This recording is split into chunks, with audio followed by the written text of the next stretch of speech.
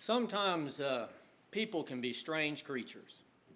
I have spent the bulk of my life in the retail world, and you get to see all kinds of behavior. People get pretty ecstatic sometimes around holidays, during COVID, when the snow comes, and you know it's going to be out there for a couple days, and people shop like it is the snowpocalypse.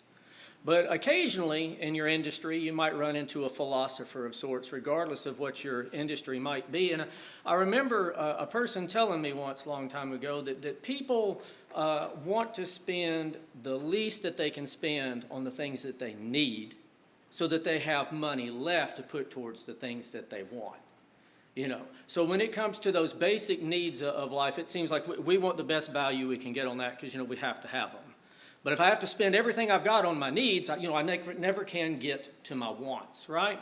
And so it made me think, our needs are common to all. We all have the same basic needs, but our wants vary greatly, right? What you want may be 1,000 miles away from anything that I would want, right? And so forth.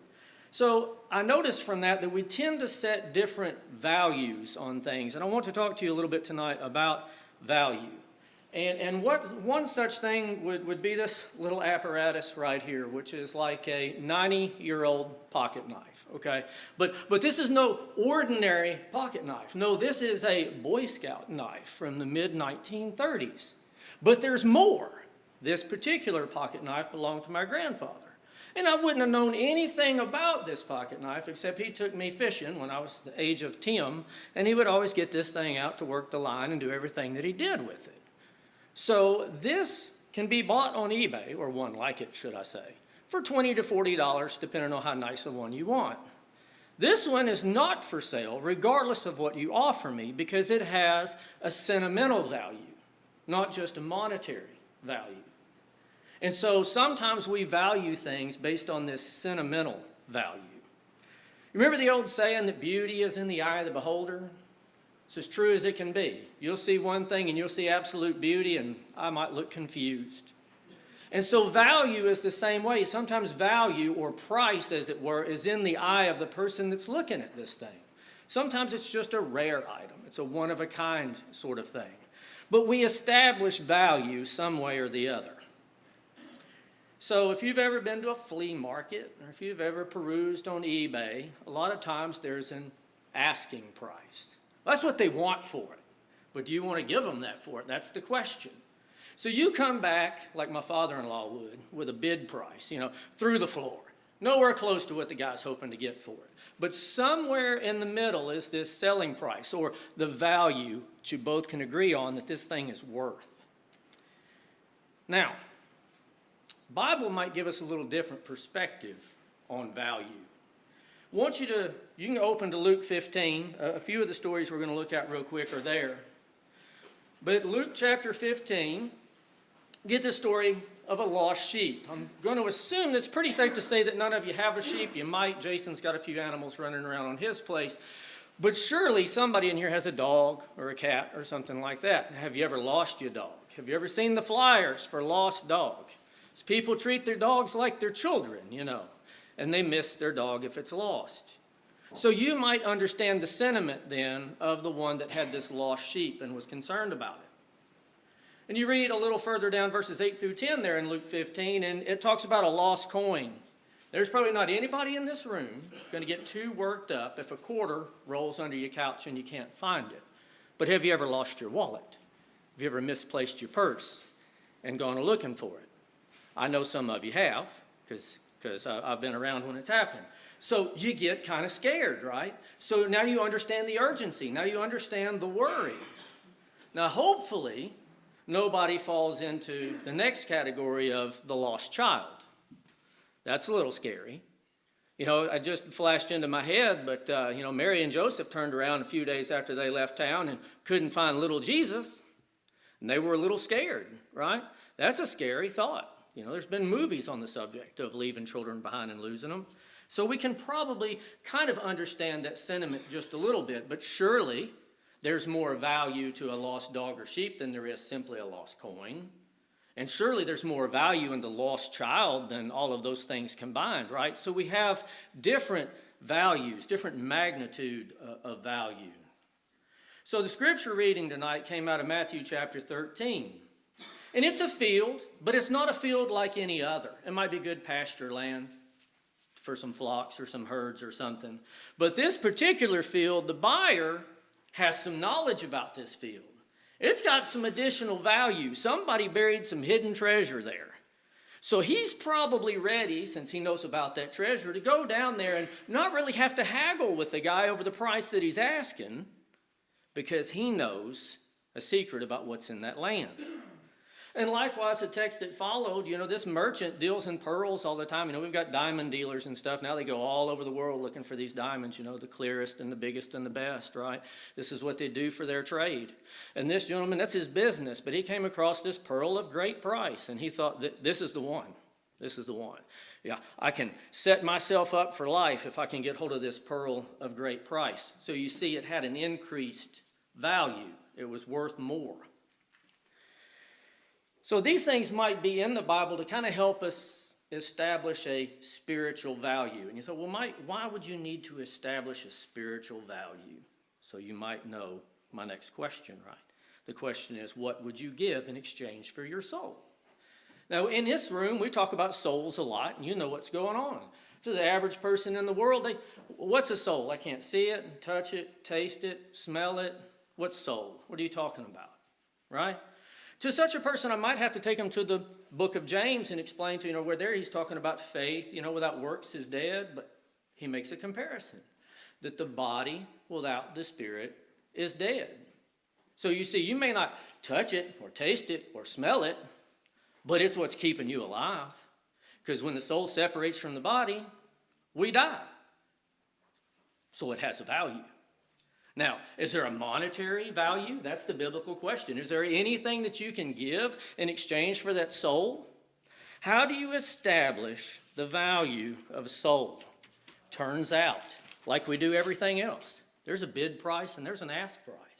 Now, I want you to think about this. Satan has a bid price. Eve was in the garden. I don't know how many trees were in the garden, but there were a lot of trees. One tree she's not allowed to eat from. And Satan comes up to her with access, ready access to every tree in the garden she can eat from. She's not even hungry. Not even hungry. And she sells for a piece of fruit. That hurts. That hurts. It's a powerful deception. Now Esau was hungry. He was hunting all day, come back hungry. Sold his birthright, not his soul, but it was a weighty thing to sell for a small value of a bowl of soup. So he traded something. The Bible calls him a profane person. Book of Hebrews, chapter 12. We're studying through the Bible. We're up to David. At least most of us are up to David.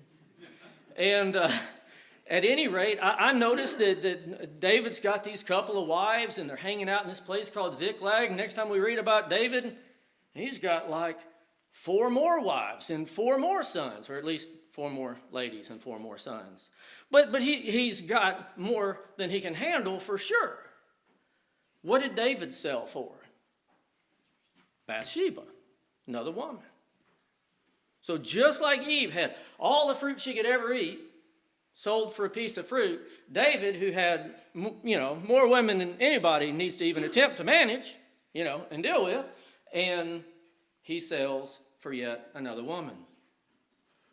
In Jesus' day, when he walked the earth and was teaching people about spiritual value and spiritual truth, came across this people that the Bible calls the chief rulers.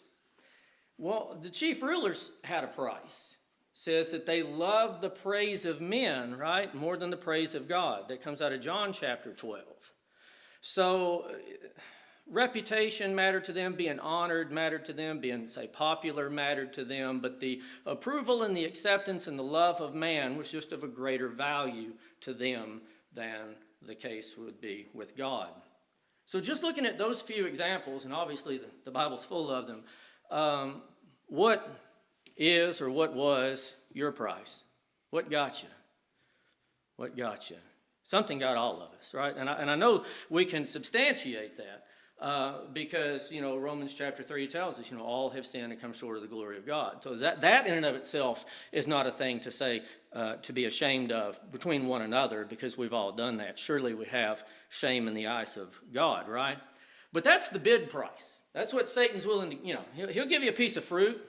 He'll give you a lady somewhere, or he'll give you something shiny, God has an ask price. Did you know that? Hebrews chapter 10, verse 4 through 10, the Bible tells us that it is not possible that the blood of bulls and goats can take away sin. And I love absolute statements like that, because they force me to think. You've put me up against a wall. It is impossible, you understand, for the blood of bulls and goats to take away sin. And I ask myself a question, why? Why is that impossible? God set that system up. Why is it impossible? Well, it's easy. Bulls and goats didn't sin. We did. So man had to pay the price for the sin that man committed. Well, now it starts to make sense, because he says in that same passage that a body you have prepared for me. God prepared for himself the kind of sacrifice to rectify this problem of sin. So Christ was that price. He was the propitiation, right? He was the payment for that sin. So God had a price in mind also. Very high one, yes? Much higher than a piece of fruit. So somewhere in that transaction, right, we're in the middle. We have a role in this transaction. As I mentioned a moment ago, all have sinned and come short of the glory of God. So we're all in this boat together, right? A few chapters later, Romans 6, right? The wages of sin is death. That's when that body and that soul separate, we talked about a moment ago. How do you resolve this? What are we supposed to do about this? I like the way that it's phrased in Galatians chapter 5. 19 through 24 there, we get this idea of the lust of the flesh and the fruit of the Spirit. And we're told to crucify the flesh. The crucifixion is what happened to Jesus, right? He was killed, mortified, put to death, right? Crucify the flesh with its affections and desires. That's the idea. That's really what we've got to do, right? We've got to put that body of sin to death. And so, again, that same answer comes out in Romans chapter 6. It's like one of my favorite verses in the whole Bible, verse 5, right? If we have been planted together in the likeness of his death, which is right back here, yes? So shall we be in the likeness of his resurrection. Now, what's with the likeness? Well, we're not going to die the way Jesus died. We're going to be in the tomb 3 days and come out like that. Likewise, this burial up here, symbolic of that. But so is the resurrection, right? Jesus was raised on that third day and, directly ascended. Our resurrection, maybe metaphorical, raised to walk in a newness of life, as it were, right? So we have some similarities there, to base these things on. But we also read from Galatians 5, but, back in chapter 3, you are all the children of God by faith in Christ Jesus, right? For as many as have been baptized into him have put him on. So we're putting off this body of sin. We're crucifying this thing. That's what we're doing in this transaction. If we have spiritual value and we value it, we're putting that stuff to death to walk in the Spirit and walk in a newness of life. John used a slightly different metaphor, right? Walking in the light as he is in the light. Yes? But that gives us some idea of what our role in this transaction is. So make no mistake about it. Soul has a value. You have a value. Jesus said one time, he said, you're of more value than many sparrows. Boy, I would hope so. It's an interesting analogy, and it makes you think. But we have a great value in the eyes of God. Our value is the price of his Son. It's a huge value, huge price to pay. So if there's anything standing between you, if you've lost your coin or your wallet or your soul, you need to take care of that today. You need to give some serious consideration to that while it is today. So if you have any need this evening, please come while we stand, while we sing.